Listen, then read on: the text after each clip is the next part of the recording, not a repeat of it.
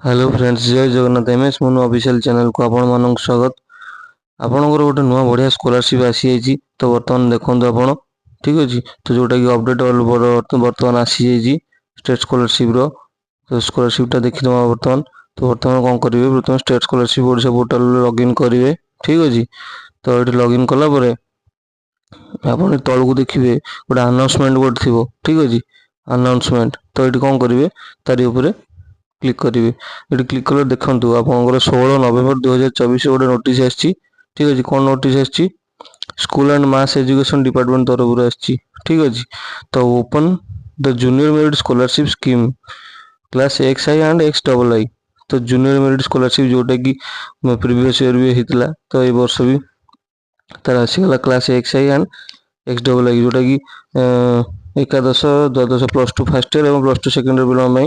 ठीक अच्छे तो बर्तमान तो गाइडटा देखा वीडियो डिटेल्स उपर क्लिक करेंगे। ठीक अच्छे school and mass education department is inviting online application fresh and renewal. तो पिले माने फ्रेश एवं रिन्यूअल पिलांकर पई बर्तमान आसी जाइए। ठीक अच्छे तो पूर्व जो आसाला से केवल रिन्यूअल, बर्तमान कि पलि आसी फ्रेश एवं renewal of junior merit scholarship for the year 2024 and 2025। ठीक अच्छे तो इलिजिबिलिटी कौन रही देखो सब वर्गर पिला अप्लाई करेंगे। तो इलिजिबल हूँ general, SC ST, OBC, SC BC, EBC students are requested to register and apply for scholarship by 30/11/2024। देखो बहुत अल्प समय देती जोटा कि 30/11/2024 आ मात्र 15 दिन 14 दिन खंड रहा। ठीक अच्छे तो यथाशीघ्र आपण मैंने गाइड टी पढ़ु। ठीक अच्छे तो प्लस टू फास्ट ईयर और प्लस टू सेकेंड ईयर बड़ नोटिस। ठीक अच्छे जिते शीघ्र आपण मैंने नोटिस टी चेक करूँ एवं शीघ्र अप्लाई करूँ। देखो तो opening date of online application for the student के 16/11/2024। क्लोजिंग डेट के देखो closing date for submission of online application by student 30/11/2024। ठीक अच्छे जमा केते दिन अच्छी, जमा 14 दिन रहा। तो यथाशीघ्र आपण मैंने अप्लाई कर नियंतु। ठीक है तो यथाशीघ्र नहीं कि कॉलेज रे डिपोजिट करता डिटेल देखा यहाँ गाइड देती। तो इलिजिबल क्राइटेरिया कौन कौन रही सब देखिए।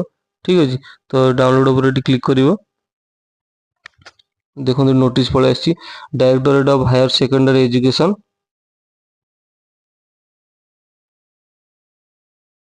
तो टोटल डिटेल्स ये पढ़ी ने। तो सब्जेक्ट जो online application for junior merit scholarship 2024-25।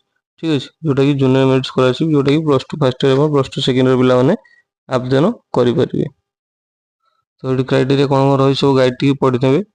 ठीक अच्छे देखो ये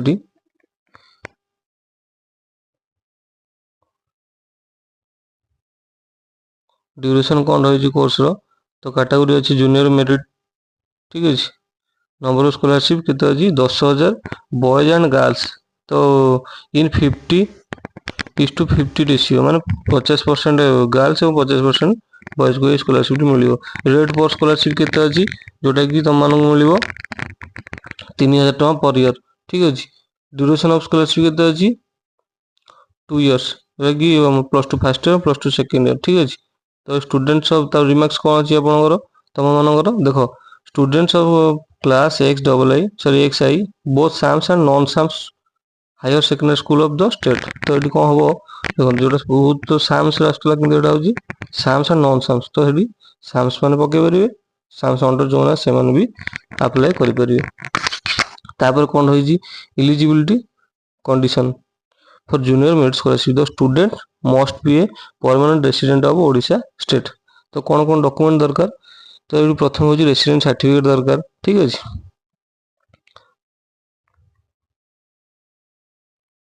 तो तापर कौन रही सेकेंड रे the student must have passed HSC with 60%। तो ये पिले मन रख जो 60% मिनिमम थी दरकार ये स्कॉलरशिप इलिजिबल तो मिनिमम 60% थी दरकार। ठीक अच्छे तापर तो अच्छी कौन नेक्स्ट तो income of parents in the students from all sources should not exceeded 6 lakh पर आनम। तो जो इनकम अच्छी जो इनकम सर्टिफिकेट बाहर करें जमी से 6 लाख रु कम होता दरकार। ठीक अच्छे तो नेक्स्ट कौन अच्छी students are apply for the junior merit scholarship in the first year of the course class X I. ठीक अच्छे तो ये तार क्राइटेरिया रही। तार मेरिट किपर सिलेक्शन मेरिट लिस्ट केमी सिलेक्शन हम तो देखिए डिटेल्स पढ़ी नब। ठीक अच्छे जहाँ भी किसी डाउट अच्छी डिटेल्स पढ़ी नब जदि भी जान न पार्छ मत कमेंट भी कर। ठीक अच्छे तो कौन कौन डॉक्यूमेंट दरकार सेटा भी मुझे तुमको बर्तमान कहीदेवी। सब डिटेल्स देखनी सब ये गाइड अच्छी है।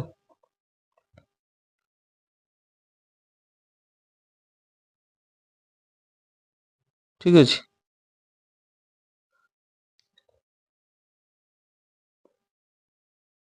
तो ये नोटिफिकेशन आसला ऑफिशियल तो बर्तमान तुम मैंने देखिपार तो बर्तमान डॉक्यूमेंट कौन कौन दरकार सब। ठीक अच्छे डॉक्यूमेंट दरकार देखी बर्तमान डॉक्यूमेंट कौन कौन दरकार।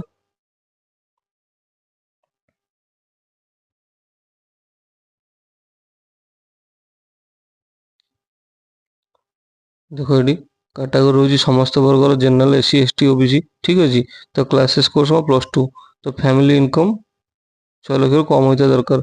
तो परसेंटेज क्राइटेरिया कौन रोचे minimum 60% in last exam appear जोटा कि प्रीवियस ईयर 60% रखा दरकार। तो डॉक्यूमेंट कौन कौन दरकार आधार कार्ड दरकार। ठीक अच्छे इनकम सर्टिफिकेट। ठीक अच्छे कार पेरेंट्स की गार्डियन जी हम तो resident certificate of the student तो रेसिडेंट सर्टिफिकेट दरकार जोटा कि ठीक अच्छे मैंने 2023 2024 प्रीवियस हम रेसिडेंट सर्टिफिकेट कारण कॉलेज रिसीव करना तो से हिसाब से इनकम एवं रेसिडेंट सर्टिफिकेट जोटा कि 23 कि 24 थी दरकार।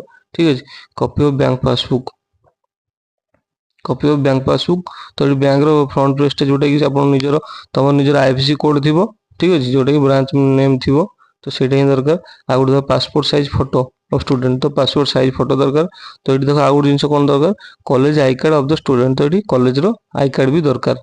तो जो मानू मिली ना कॉलेज रू निजर आई कार्ड टी नहीं आसते बर्तमान कॉलेज भी आई कार्ड टी समस्त मिलगला फास्ट इयर पिला जहाँकि प्रोब्लेम किसी हेनी। ठीक अच्छे तो कॉलेज आई कार्ड टी नहीं आसवे यथा शीघ्र मार्कसीट ऑफ लास्ट एग्जाम जहाँकि तुम जो मैट्रिक जो मार्कसीट बाहर जो सर्टिफिकेट मार्कसीट से ही तो सहीटा ही दरकार। तो ये रहा तो डॉक्यूमेंट डिटेल्स तो जो मैंने रजिस्टर करना तो यथा शीघ्र रजिस्टर करनब। ठीक अच्छे तो रजिस्टर प्रोसीजर तुम मैंने जानी जो न जानी तो ये रजिस्टर न कर तो ये स्टूडेंट लॉगिन जाए रजिस्टर हियर ऊपर क्लिक करके रजिस्टर करनब।